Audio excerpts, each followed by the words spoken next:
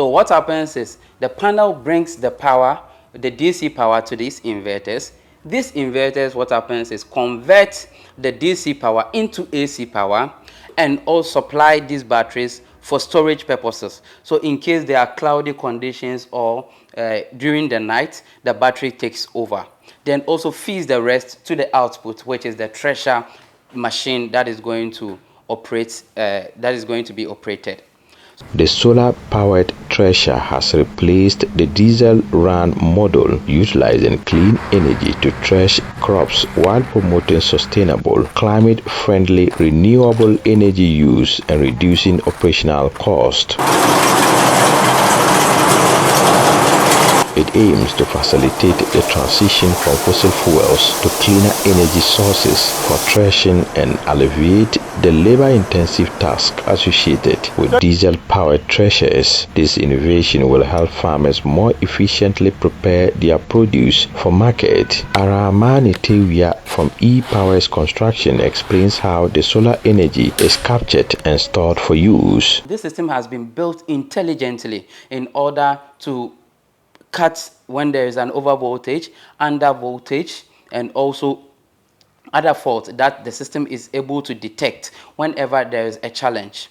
These batteries you see here are highly intelligent battery that has a Wi-Fi connected port to the inverter, which makes it possible for them to communicate. In case there is battery or one of the batteries is falling, one of the battery is able to give some of its power to other battery so that they can all work equally. Like you can see, these batteries are connected, they are parallelly connected here. That makes it very unique and also makes it very good in terms of working hand in hand with the inverters. The system will last between 20 and 30 years of usage. This system is built to last for about 6 hours every day. That can be able to help these farmers in order to thresh their maize, their millet, their sorghum, and other cereals they currently farm over here.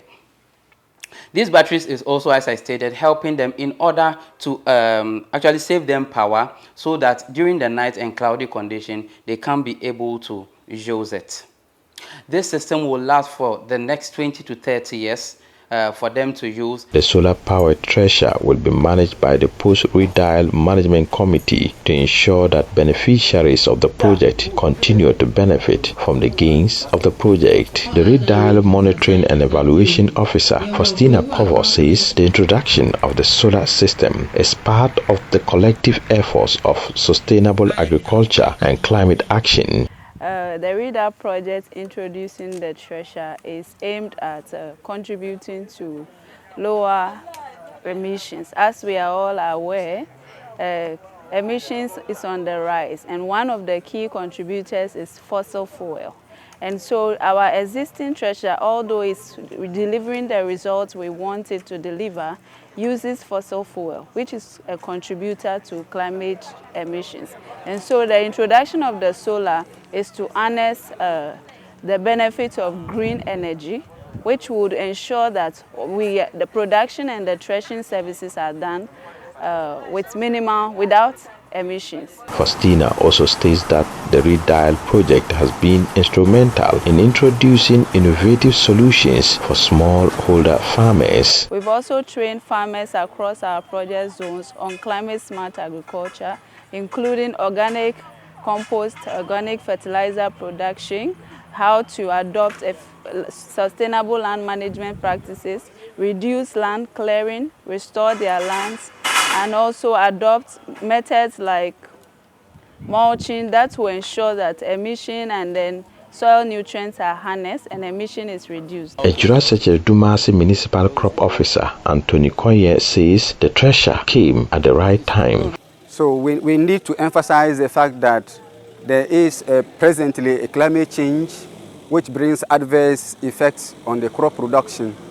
And so with the advent of this solar-powered thresher, it is going to play down the adverse effects of the climate change on food production in the district.